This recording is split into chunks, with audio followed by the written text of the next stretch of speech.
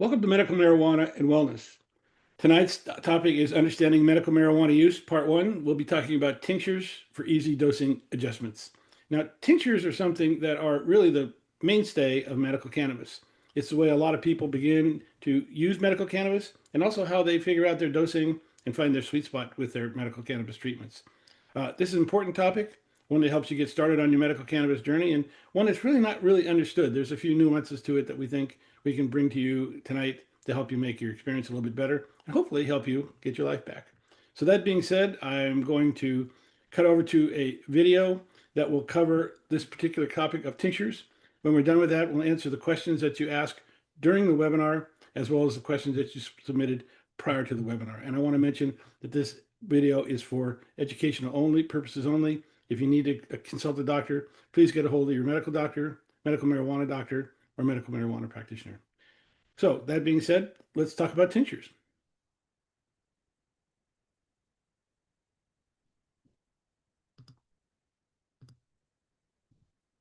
Welcome to Medical Marijuana and Wellness. Tonight's topic is Understanding Medical Marijuana Use, Part 1, and we'll be talking about tinctures. Before I jump into this webinar, let me cover a couple of housekeeping issues. First of all, if you have any questions, please feel free to hit the Q&A button at the bottom of your screen. We're here to answer your questions, which we'll do at the end of this particular presentation, and also we'll answer any questions that you submitted prior to the webinar at that time as well. Also, as a follow-up to this particular webinar, you'll get an email that will give you a recording of the webinar, copy of the presentation in flipbook format, sponsor discounts, and other important information. So please check out our YouTube channel, marijuanaaware.com, for not only this video, but other videos from our series. Also check out Marijuana Aware, where you can sign up for future webinars. So let's talk about routes of administration, sometimes called methods of consumption. This is the way medical cannabis products are consumed, and it's the paths by which substances enter your body. Routes are usually classified by the substance or where the substance is applied, absorbed, or where the target action is. The basic categories for medical marijuana products are sublingual, oral, inhalation, and topical. So how do you choose the right route of administration? Well, first of all, you should consider the onset time. How long does it take before you begin feeling the effects of the product? Duration. How long can you expect for the effects of the product to last? Ease of titration. That's the ability to adjust your own dose in small amounts. And also the availability of the entourage effect. The entourage effect is a unique feature of cannabis where the individual components, the cannabinoids, terpenes, and flavonoids are medically enhanced when taken together. Also, you may want to consider any hardware or material that you need to be able to consume the product. On the right, you'll see most of the common routes of administration, along with the way they're absorbed into the body, the onset, and the duration time.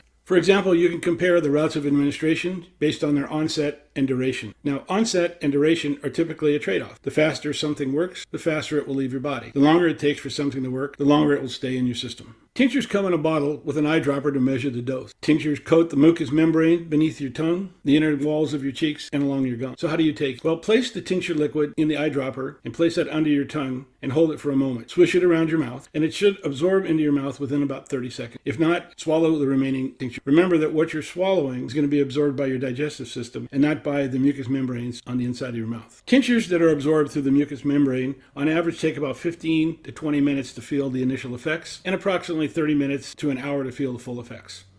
The tinctures that you swallow are absorbed into your digestive system. That'll normally take 30 minutes to 2 hours to be able to see the initial effects, and also the full effects will take approximately 2 hours to 3 hours. Now keep in mind, there's an interesting tip that Nurse Amy, who co-hosts some of these webinars with me, has for people with mobility or arthritis, and that is to take the tincture liquid from the eyedropper, place it in a spoon. With that spoon, you can actually take the tincture liquid and place it either under your tongue and or swallow it, depending on what's comfortable for you. Tinctures make titration very easy. This is the ability to adjust your dosing up and down in small amounts. Now, this is especially important for first-time medical cannabis patients who may not know their tolerance to medical cannabis. Tinctures are easy to use, but may require just a bit of math and also some trial and error for you to be able to find out what your sweet spot is. Now, what are we talking about here? Well, if you look at the liquid that's in your bottle, that's measured in what they call milliliters. The quantity of cannabis listed in the bottle is milligrams. So if you have a 1-to-1 tincture product, which is equal parts of THC and CBD, so let's say the volume in the bottle is listed as 30 milliliters, and the content is listed as 150 milligrams. That would be 150 milligrams each, THC and CBD. So dividing 150 milligrams into 30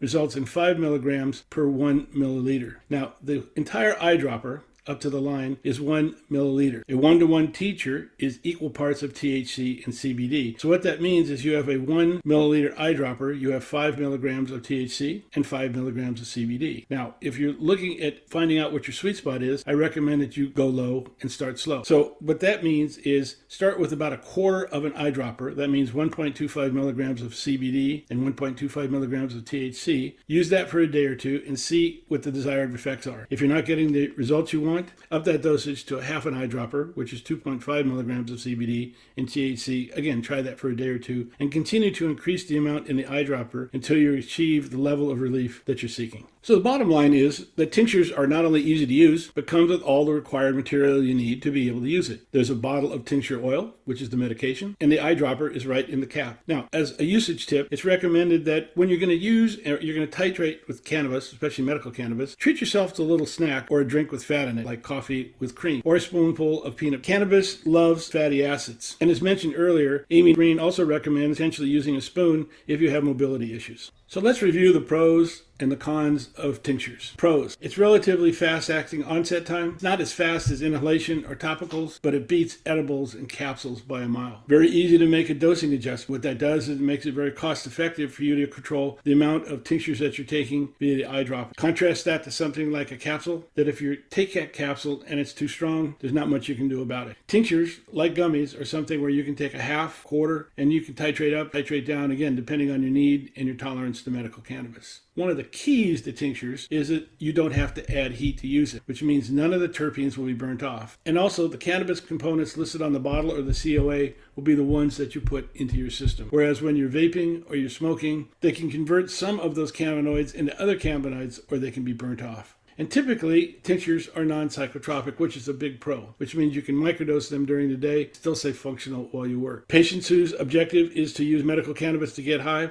will find that there are probably better routes of administration to use. All that being said, tinctures are easy to use and a great way to use medical cannabis.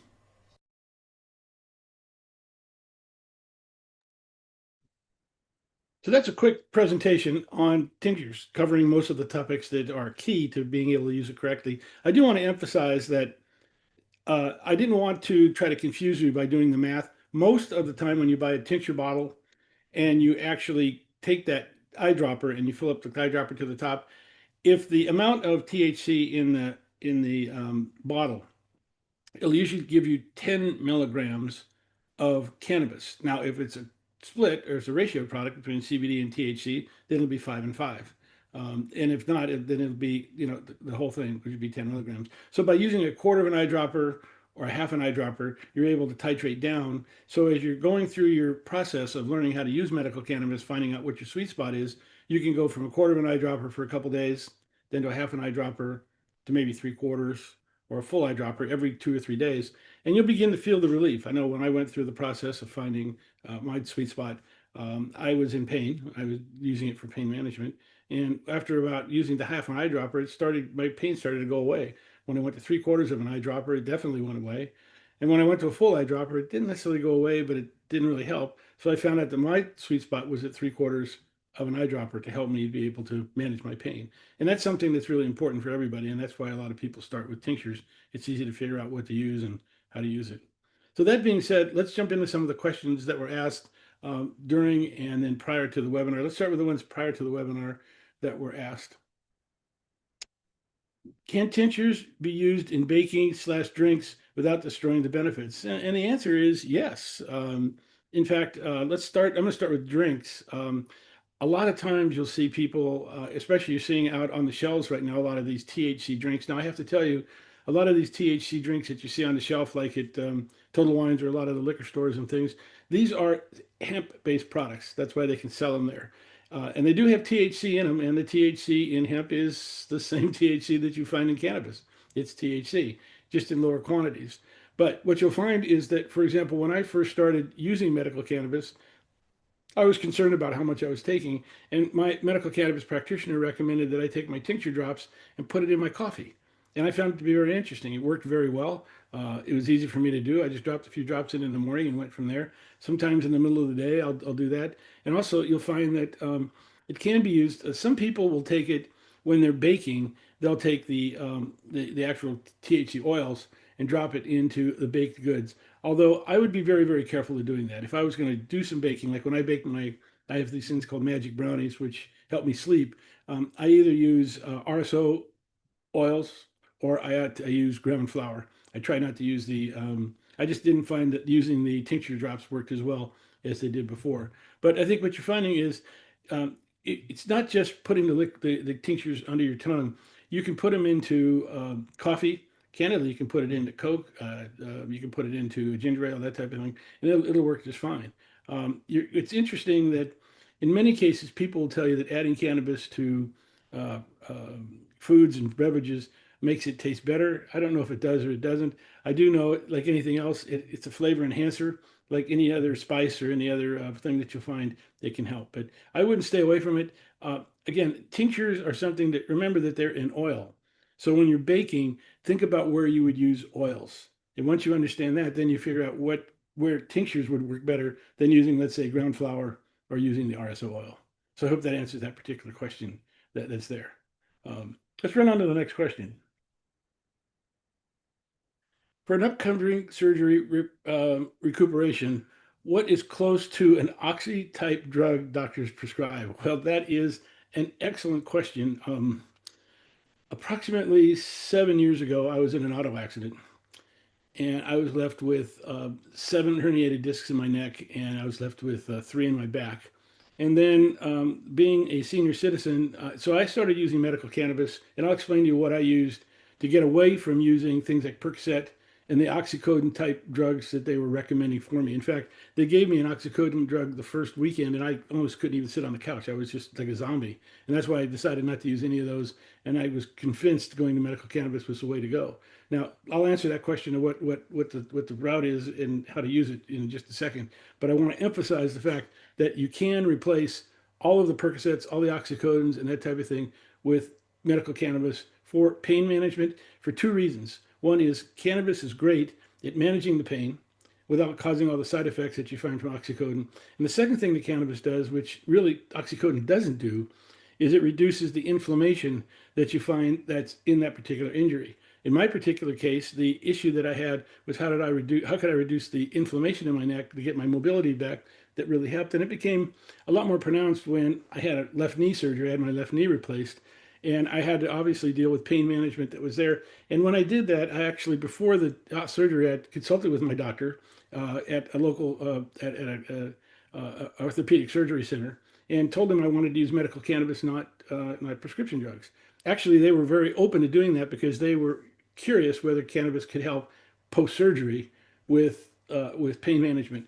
So I came up with a routine. I'll explain to you exactly what the routine is and how it worked and what I used. But I'm trying to point out I used that now in the hospital because of medical regulations and HIPAA. I had to take I had to take Percocet the first day. I was operated on Monday. On Tuesday, in the morning, I took Percocet to manage the pain because it's a knee replacement.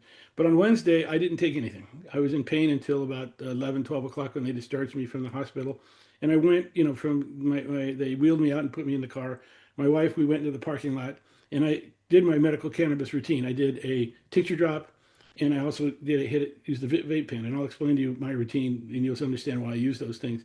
But I have to tell you, before the car got to the street to go home, my pain level had gone from a level of 9 and 10 almost down to a 1. In fact, I've kept it under a 3 and most of the time close to a 1 ever since then. In fact, today I have very little knee pain, but I also have a routine that I use on a daily basis to keep that knee pain down.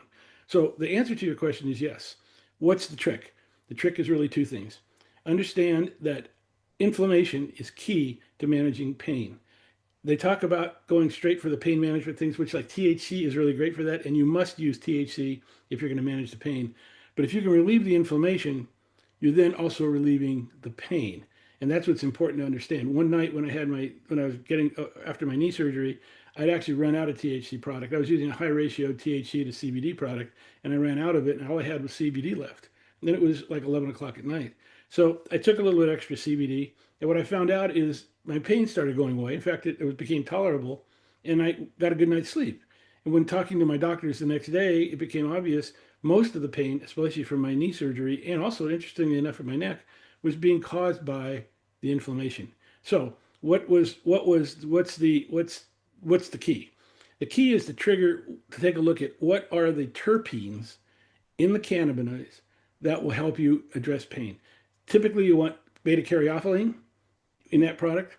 You clearly want to have myrcene in that product, and if possible, you want to take a look at having some either linalool or linalool or limonene, one of the two, depending on if you want to be energized or if you want to be sedated. But those three terpenes are really key. Now, knowing that having those terpenes, the question is, what do I use it in? And that's where I sat down with my dispensary, and I came up with a routine where I wanted to be able to use, for example, in the morning when I woke up, I had a vape pen, and the first thing I did was hit the vape pen because literally, if I hit the vape pen, I'd wake up sometimes in a level of pain between 7 and an 8 from my neck injury.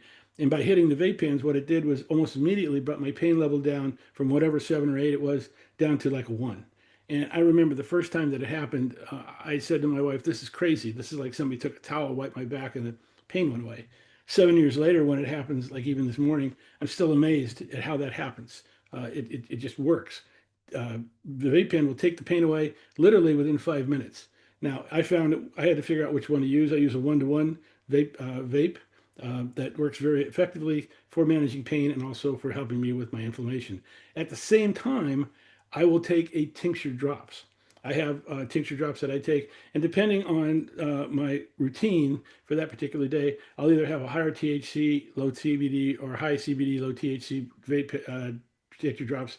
Again, whether I need to be energized or sedated for that particular time. Now, I take that in the morning because it takes me, in my case, probably about 25 to 30 minutes for the effects of the tincture to take off.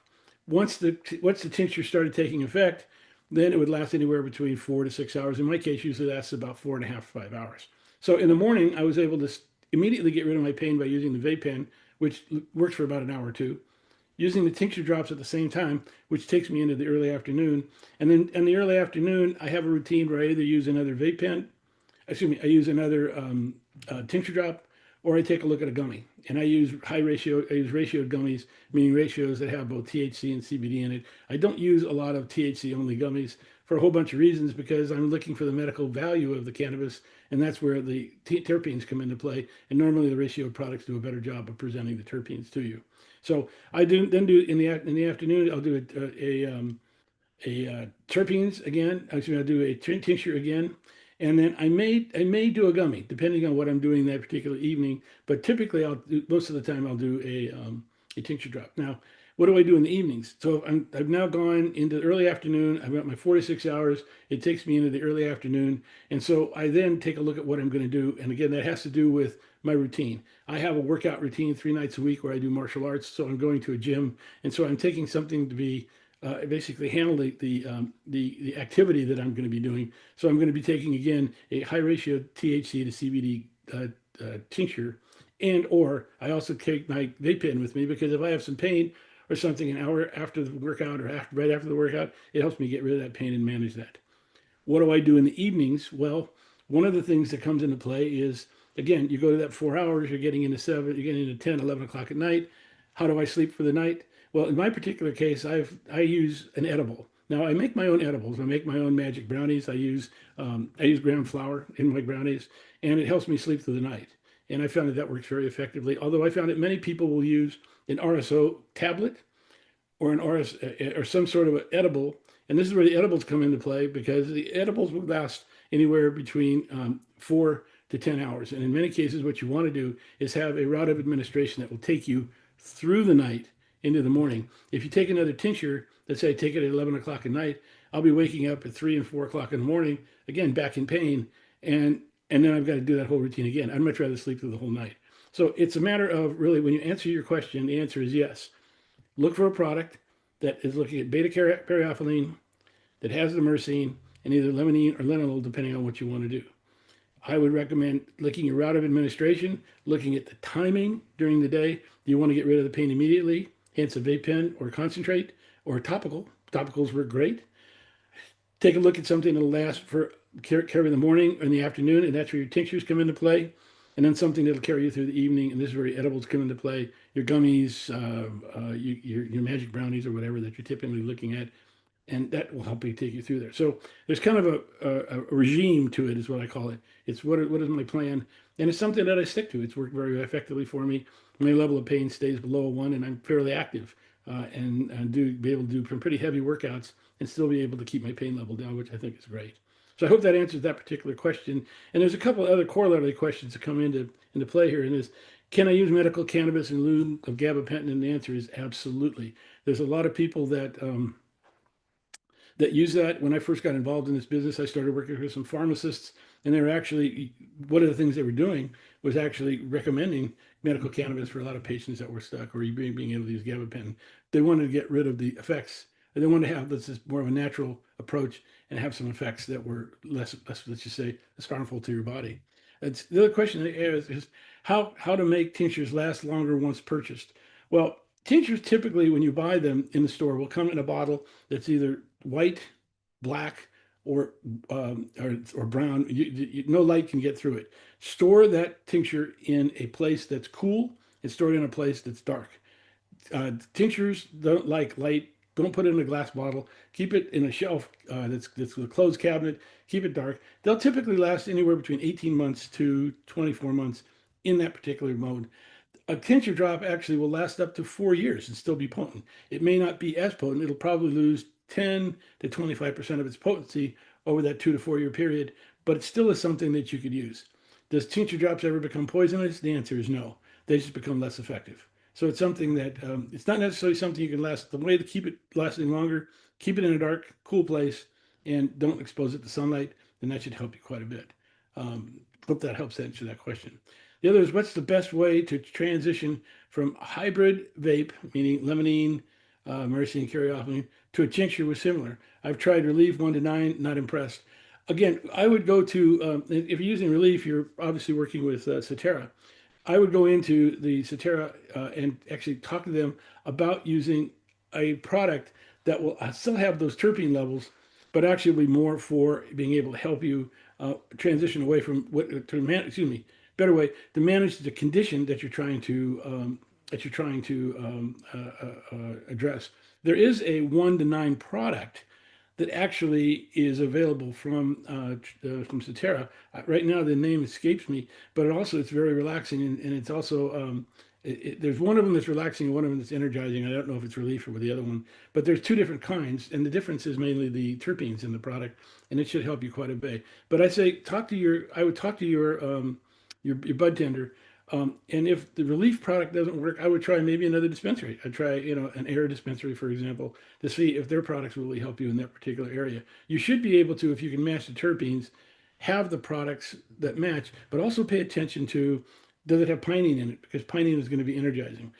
If you're using limonene, it's going to be a little more energizing rather than linalool, which is more relaxing. So just pay attention to the other terpenes that are around it, because that's what's probably they're probably triggering their lack of, let's just say, impressed relief that you're looking for. And I hope that helps a little bit. Again, stick to the terpene profile, talk to your bud tender, and you should be able to find a product that's, you may want to even take a look at even an indica in that particular area that might help you quite a bit.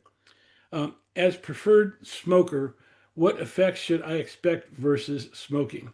Well, first of all, when you consume cannabis by inhalation, there's really two different ways of doing it. One is to roll a joint, light up the blunt, just like smoking a cigarette, and light that joint up and smoke it. That's burnt material that goes into your lungs. And what you'll probably realize is it's a little smoother. What you'll probably realize is you'll obviously get high from it, and you'll actually see some of the medical benefits. If you have pain and you need relief from certain areas, you'll begin to see that. I would recommend, if you're a smoker, to take a look at what they call dry herb vaporizers. They're cost effective in certain ways. There's ones that are like automobiles. There's the cost effective ones. There's ones that go up to be very expensive. But the bottom line is this: the vaporizer will vaporize the steam, vaporize the cannabis, meaning it'll give you the terpenes. Let's put it this way: it'll save and it'll actually enhance the terpenes, making it a better smoking experience, but you don't have burnt material going into your lungs. And it's those carcinogens that really make smoking bad for you. Now, anytime you put anything into your lungs, you got to be careful.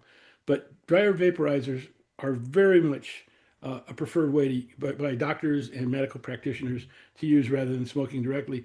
And the other thing about smoking that you should understand is when you take that blunt, that joint, and you take that flame and you put that 550-degree flame up to that joint, you're going to burn off probably half of the cannabinoids, most of the terpenes, and most of the flavonoids.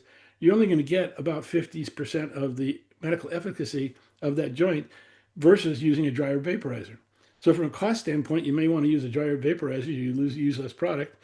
On the other side of the coin, that's why a lot of people who are using cannabis and smoking it for relief smoke a little bit more because again, the product that they're using isn't. You're not getting the 100% of the effect that you could be getting, but you're still getting effect. It does work. So I hope that really expects. You're going to find that the burnt material from cannabis isn't as bad. In fact, it's been tested. Just articles by Normal and a number of other people. It's not good for you. Anytime you have carcinogens and burnt material, it's not good for you. But cannabis is not as carcinogenic as tobacco. However, I would avoid that whole discussion and go right to a dryer vaporizer, and that would really give you the smoking experience. It'll give you a better high, in my opinion, and I think you're going to also find it better to help you with your medical cannabis objective, which is what you're trying to do to use what you're trying to use cannabis for your particular condition. And I hope that answers that particular question. So let's go to the next question that we have in place. Next question is, how do I measure the amount that I'm getting? Well, this goes back to that slide we presented, and this is where, again, if you're using a tincture, it's very simple. Take a look at the tincture bottle itself, the actual bottle, and the bottle is going to have two things in it. It's going to have your cannabinoids, okay, and it's going to have it in liquid format and the amount of cannabis, the actual cannabis product that's in it. So the liquid is in milliliters. The actual amount of cannabis in the product is in milligrams. And if you take the amount of milligrams and divide it by the milliliters, you'll be able to figure out exactly how much volume is in the bottle. That's where it comes, that's where the formula comes, where typically the one we used in the presentation was a 30 excuse me, 150 milliliter bottle. I'm sorry, 300 milliliter bottle, which is 150 milliliters of each, and then using the milligrams, which was 30, and I'm sorry, using the milligrams that were in there. And by doing the division, we ended up with a understanding we had 5 milligrams of cannabis and 5 milligrams of CBD, 5 milligrams of THC in each of those eyedroppers, and that's a full eyedropper up to the top line. And again, by going half or a quarter, you're able to cut that down and figure out what your dosing is, figuring out the amount that's in there. Typically, you'll find that when you have a tincture product, a full eyedropper classically is approximately 10 milligrams of cannabinoids. And so the question is it split between THC and CBD? And that's again, whether you're using ratioed products or not. But that's typically a good golden rule when you buy a cannabis and a tincture product. I hope that really helps answer that particular question. Let's run to the next question. Is there an online reference that addresses the best tinctures for certain issues for anxiety, insomnia, and chronic pain? Well, I'm going to refer you to our YouTube channel. On our YouTube channel, we have webinars, seminars, short videos on all of those subjects on what to do for what anxiety is and how to manage it. We have insomnia, we have chronic pain, plus other conditions that are out there. We also have a lot of videos you'll see on the left-hand side of this slide down here, getting started with medical cannabis, how the endocannabinoid system works. There's a whole bunch of material that we provide to help educate you on the medical cannabis area. But I would say the best thing to do is take a look at those videos. Some of them are, short and sweet, and they'll get you right to the point. What the question becomes, what other online references are there? And there are a lot. But I have to tell you, one of the reasons I recommend our YouTube channel is because you can spend a considerable amount of time researching this. I do research basically an hour or two a day just to stay on top of the medical cannabis world about what's coming on out there.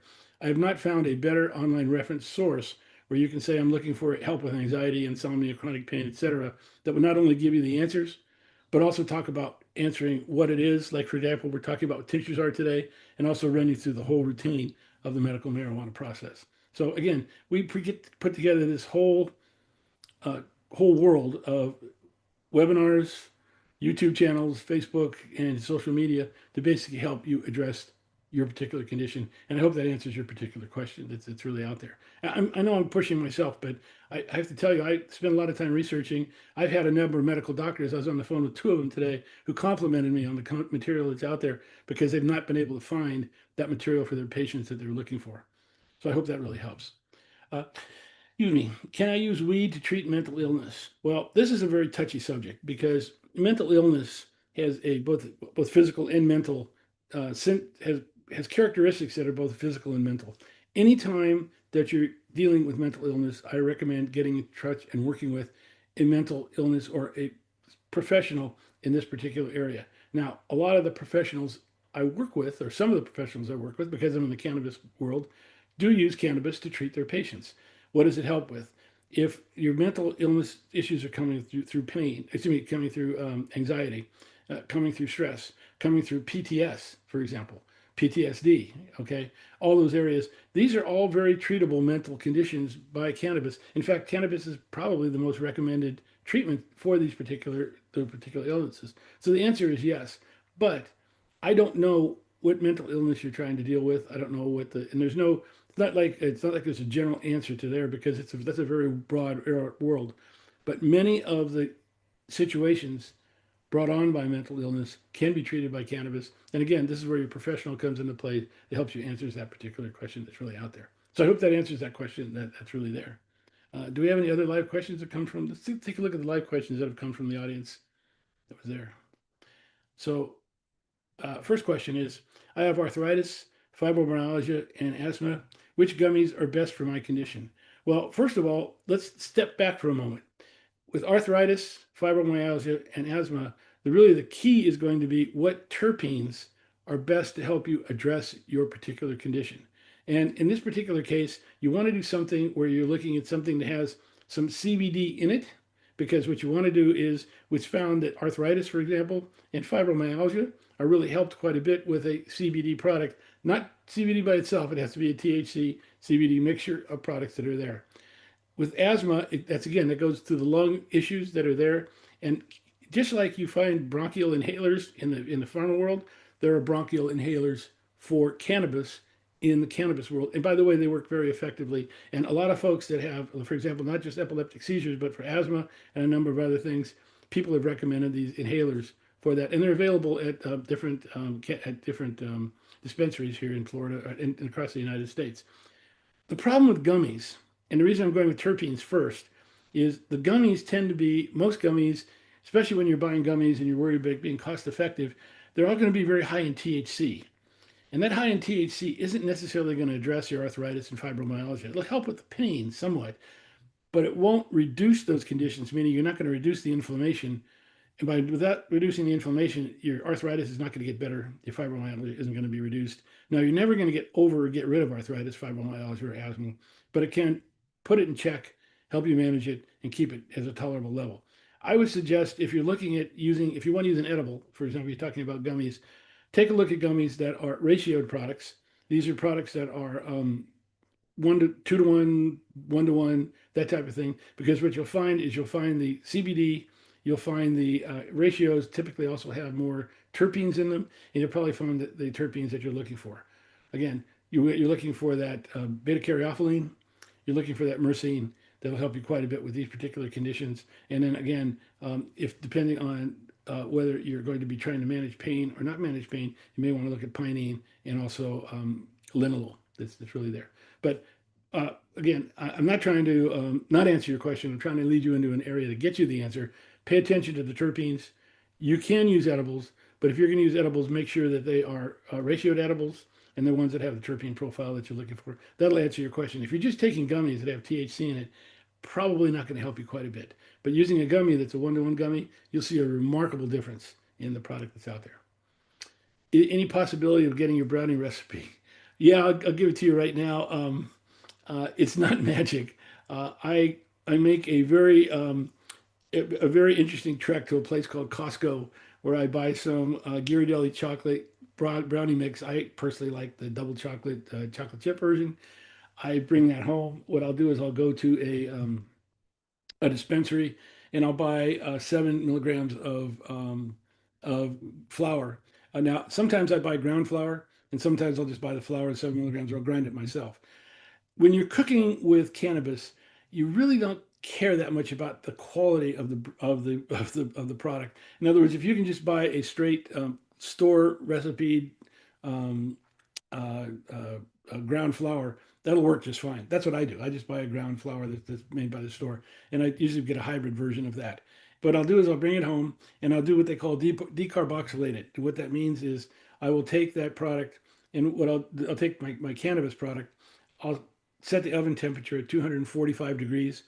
I'll put the cannabis on a cookie sheet, cook it on that cookie sheet for approximately 35 minutes. Now, halfway through that, I do open up the oven, shake it around, and kind of make sure it's brown all around. Let it sit and let it cook for, like I said, about 30, 35 minutes, and then let it sit for an hour. Right? Let it cool down. That's now that you have your cannabis decarboxylated. What you've done is you've turned it from CHCA, CBDA, and CBCA to THC, CBD, and CBC. You can take that product, make my brownies like I normally make brownies with my Ghirardelli chocolate mix. Key, mix it very well. What you don't want to do is have some cannabis stuck in one brownie and not in another. Make sure it's very evenly dispersed. Stir it very, very well. And this is where Nurse Amy and I have discussions about this. She prefers to use a RSO oil for that.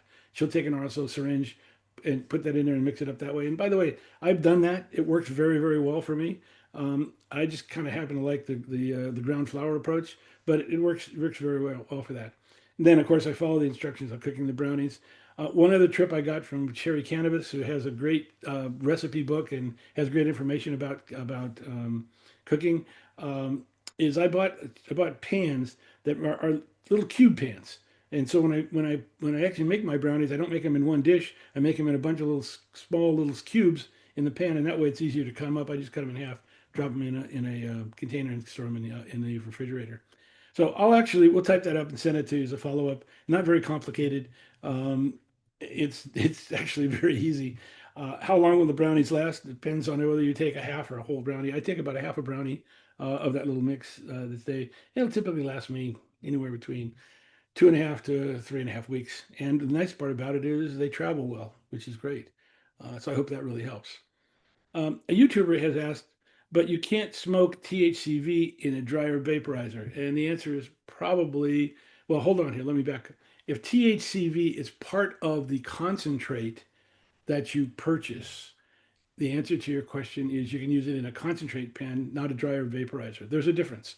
Concentrate pens will have a heating element that'll heat up the concentrate and you'll be able to smoke it there. A dryer vaporizer is made for flour. It's made for that material that you typically would usually roll into a joint. And I would say normally THC is found as a concentrate, not necessarily in flour format. So be very, very careful because if you see THCV at a head shop, all right, be very, very careful. It's very hard to make THCV. It's something that's you have to be almost a master blender to be able to do that. And I would say the answer is no. So, but you can't smoke THCV. I don't recommend THCV in a dryer vaporizer. I do recommend using it in a concentrate vaporizer. It can be a concentrate pen. I have two different types of actually I have three different concentrate pens that I use, and I have used THCV in a concentrate pen. But again, the dryer vaporizer is not made for that, and it's probably going to get you. What's going to happen is you put that concentrate in there, it's probably going to just gum it up a little bit. I hope that helps. But again, if you see THCV at a head shop, be very, very careful. I would just, it's probably going to be an isolate that they sprayed on some flour. And I would question let's just say how good it is for you. Okay. I would just be very, very careful. That's all. Another YouTube question, which is great. It says, I'm from Canada. Is there a difference between dispensary and medical cannabis? Is it not government run? Okay, so having lived in Canada, which by the way, I loved it. I lived in both Montreal for 6 years, and I lived in Toronto as well. Lived in Brampton. The answer to your question is medical cannabis is a program here in the United States where it's adopted by the states, and they give you the legal rules for using cannabis for medical purposes. We have right now, I think we have 39 states that have approved medical cannabis for their states. And I think there's a couple more coming up on the ballot in November of this year. And so the medical cannabis is a program. What the program does is it then tells the dispensaries what the rules and regulations are for dispensing medical cannabis products. So the difference is one's a program and one's a physical location where you actually get your product. Now, in Canada, like for example, when I lived in Montreal and I lived in Ontario, in Brampton, um, all the liquor stores were state run. So you buy liquor stores from you buy your liquor from them. Here in the United States, we don't have state run liquor stores. They're actually owned by different companies, Total Wines, CVS, that type of thing. So no, they are not government run. They're typically run by large organizations. And the irony is these large organizations that build these cannabis dispensary networks are companies that obviously want to go public. Here in the United States, because they cannot go public on the New York Stock Exchange, all of the medical cannabis companies that are public companies are on the Toronto Stock Exchange. So they're all Canadian companies. That's the irony of the medical cannabis business. We don't have any native here in the United States. We don't have typically any native medical cannabis dispensary companies. They're all Canadian companies operating here in the United States. Found that to be a very interesting tidbit that you might want to understand. So the answer is no. Once again, one's a program, one's the company or the organization dispensing products according to that program. And no, we don't have government run programs that are there. So I don't know. Do we have any other questions? I think we're pretty much set on that. Well, first of all, I want to thank everybody for hanging in there. I know it's been a long webinar and we covered a lot of subjects and covered a lot of topics. And I hope this answered a lot of your questions about tinctures. Tinctures are very, very important. And I do want to mention that if you're looking for quality products here, not only here in the United States, and not only just in Florida, but I think on the East Coast of the United States, there's a dispensary called Air. I like working with them for a couple of reasons. One is they have a broad range of products that are quality products. Their quality standards are very high, and I also found the bud tenders, the people that are behind the desk, are very knowledgeable people that will help you with your cannabis needs and something that's really there. So it's something. There's a location that can help you with it to answer a lot of the questions that are really there. The second question is, second question I usually get is, where can I get a medical marijuana card? I'd recommend medical marijuana treatment centers of Florida or clinics of Florida. That's mftcfl.com. They not only help you get a card, but they also have a very unique program where the first 6 months after you get your card, they actually walk you through how to use medical cannabis effectively to both answer your condition and to get the most out of your money for spending on medical cannabis. So I hope that answers there. And we had one question about the start and duration slide. I should point out that as a follow-up to this, if you registered for this particular webinar, you'll get an email that'll give you a link to the YouTube channel version or video of this particular webinar. It'll also give you the flipbook of the slides, so you'll be able to follow all the slides, be able to stop one, look at it, and print it. And I hope that'll be able to help. It's there. By the way, I want to thank everybody for joining us tonight. I know it's been a kind of a long webinar. I also want to thank a couple people that make this happen, Lee Jones and also Joanne Wagner. You don't see what goes on behind the scenes, but these are the people that I can honestly tell you, without them, this wouldn't happen. So this whole webinar wouldn't happen. But I want to thank them very much for what they do. And more importantly, I want to thank you for tuning in. And please join us next week. We're going to be talking about topicals. Have a good evening.